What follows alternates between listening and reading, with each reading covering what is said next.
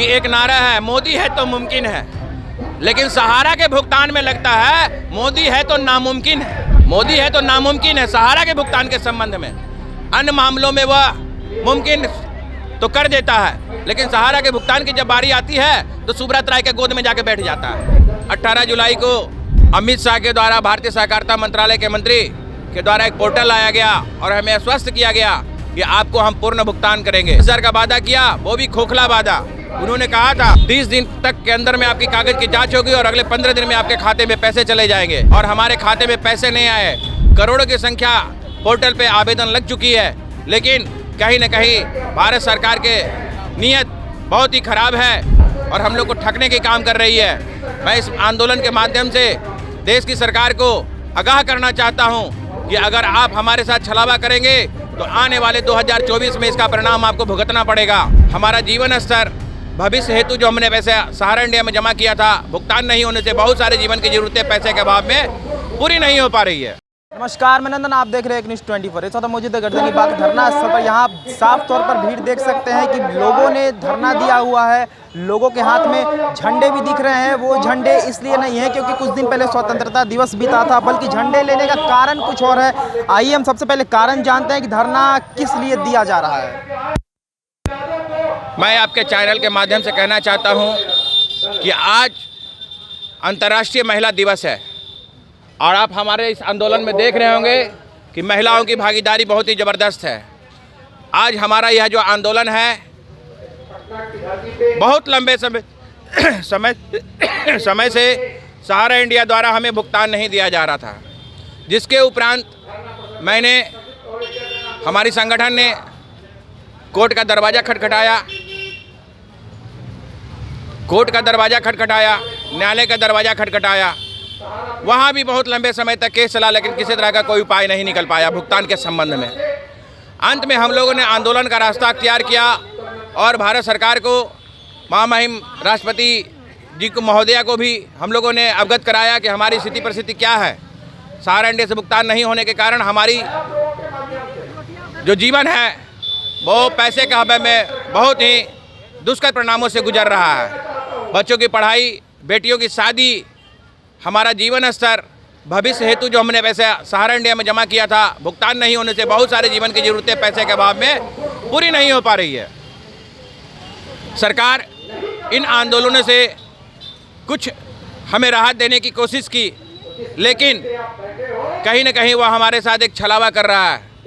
विगत 18 जुलाई को अमित शाह के द्वारा भारतीय सहकारिता मंत्रालय के मंत्री के द्वारा एक पोर्टल लाया गया और हमें आश्वस्त किया गया कि आपको हम पूर्ण भुगतान करेंगे, लेकिन पूर्ण भुगतान तो किया नहीं।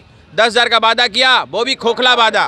उन्होंने कहा था कि 30 दिन तक के अंदर में आपकी कागज की जांच होगी और अगले 15 दिन में आपके खाते में पैसे चले जाएंगे। 15 दिन में पैसे आए?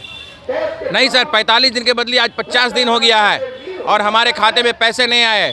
करोड़ों की संख्या पोर्टल पे आवेदन लग चुकी है, लेकिन कहीं न कहीं भारत सरकार के नीयत बहुत ही खराब है और ख़ास करके CRCS, जिसके माध्यम से हमारा यह आवेदन लगा था, कहीं न कहीं हमें लगा था कि हमें पैसा मिलेगा, लेकिन एक झूठा है, एक छलावा है और हम लोग को ठगने के काम कर रही है। मैं इस आंदोलन के माध्यम से देश की सरकार को आगाह करना चाहता हूं कि अगर आप हमारे साथ छलावा करेंगे तो आने वाले 2024 में इसका परिणाम आपको भुगतना पड़ेगा।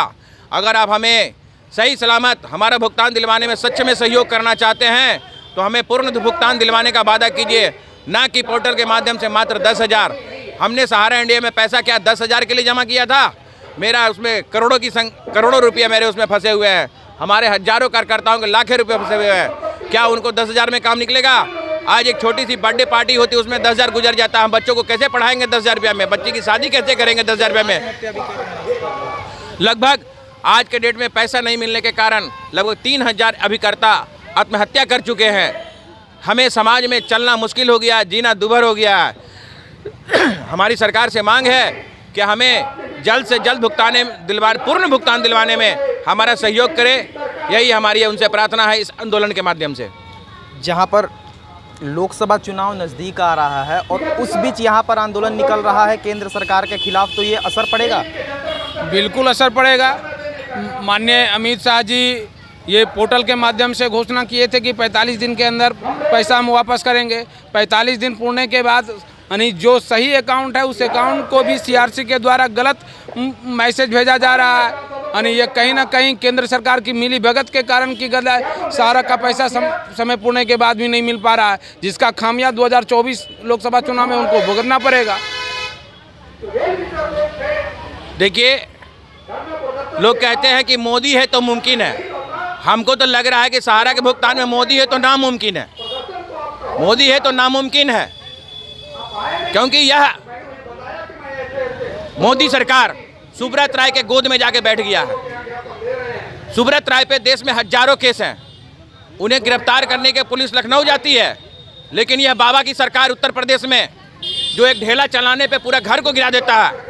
और ये सुब्रत राय देश के 13 करोड़ जमाकर्ता का जो है ना शोषण कर रहा है, उसको आत्महत्या करने पे मजबूर कर दिया है। 12 लाख कार्यकर्ताओं में 3000 कार्यकर्ता अभी तक आत्महत्या कर चुके हैं। ये मोदी सरकार और ये योगी सरकार, इसको नहीं समझ में आ रहा है। सुब्रत राय जो देश का सबसे बड़ा फ्रॉड, चीटर, धोखेबाज, 420 जो कह लीजिए, उसके लिए कोई भी शब्द बड़ा नहीं होगा, एकदम छोटा होगा।